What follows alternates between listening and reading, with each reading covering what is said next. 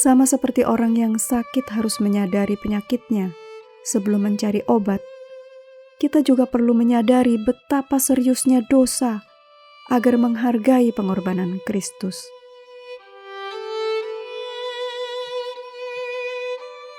Sahabat dan saudaraku, mari menggunakan waktu mempelajari firman Tuhan hari ini.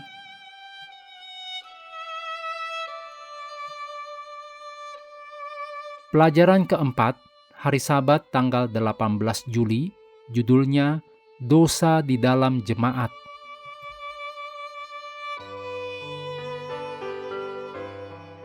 Kita mulai dengan doa singkat yang didasarkan dari Roma 6 ayat 13.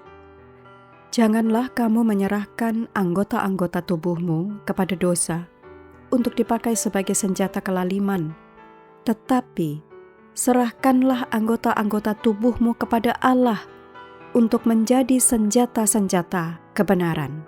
Amin.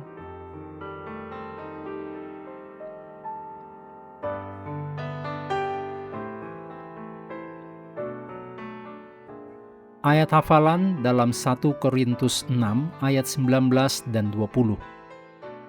Atau tidak tahukah kamu bahwa tubuhmu adalah bait Roh Kudus yang diam di dalam kamu, Roh Kudus yang kamu peroleh dari Allah, dan bahwa kamu bukan milik kamu sendiri, sebab kamu telah dibeli dan harganya telah lunas dibayar.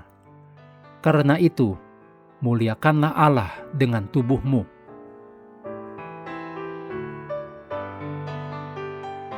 Otak kita seperti spons. Apapun yang masuk lewat indera kita akan menetap di dalam otak. Kita mungkin tidak menyadari sebagian besar dari apa yang masuk, karena kita tidak akan bisa berpikir jernih jika kita mengingat semuanya.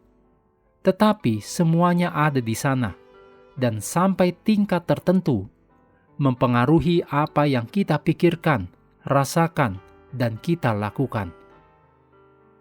Itulah sebabnya sangat mudah bagi kita, bahkan sebagai orang Kristen, untuk terpengaruh oleh semua hal buruk di sekitar kita. Jemaat Kristen sejak awal telah berjuang dengan masalah ini. Contohnya, dari manakah datangnya pemeliharaan hari Minggu? Apakah jemaat begitu saja mengada-adakannya? Tentu saja tidak. Hal itu datang dari budaya di sekitarnya. Dan kita dapat melihat prinsip ini berkembang di Korintus. Setelah seruan menentang perpecahan atau faksionalisme di 1 Korintus pasal 1 sampai pasal 4. Paulus sekarang beralih ke isu-isu yang berkaitan dengan percabulan, tuntutan hukum, pelacuran, pernikahan, dan hidup melajang di 1 Korintus pasal 5 sampai pasal 7. Standar dunia sangat mempengaruhi jemaat Korintus. Perpecahan yang digambarkan dalam 1 Korintus 1 sampai pasal 4 membuka pintu bagi perilaku amoral yang dikecam dalam pasal-pasal berikutnya.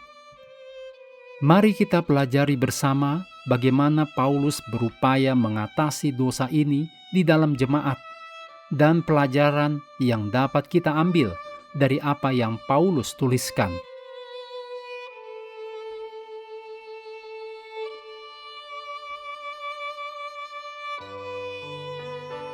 Kutipan Roh Nubuat disadur dari Our Father Cares, halaman 286. Allah menginginkan umatnya hidup kudus, karena Allah tidak pernah menganggap dosa sebagai hal yang biasa. Standar Allah tidak berubah. Karena itu hati kita perlu terus dimurnikan dan diubahkan agar semakin menyerupai Kristus. Kerendahan hati dimulai ketika kita menyadari bahwa kita adalah orang berdosa yang membutuhkan pertolongan Tuhan. Sama seperti orang yang sakit harus menyadari penyakitnya sebelum mencari obat, kita juga perlu menyadari betapa seriusnya dosa agar menghargai pengorbanan Kristus. Jangan membandingkan diri dengan orang lain. tetapi lihatlah kepada Yesus yang sempurna. Ketika firman Tuhan menyadarkan hati kita akan terdorong untuk bertobat. Amin.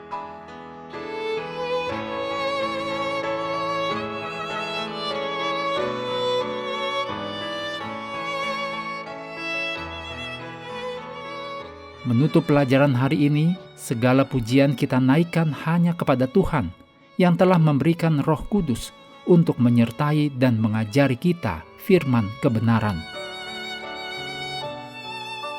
Terima kasih telah belajar bersama. Tuhan memberkati kita semua.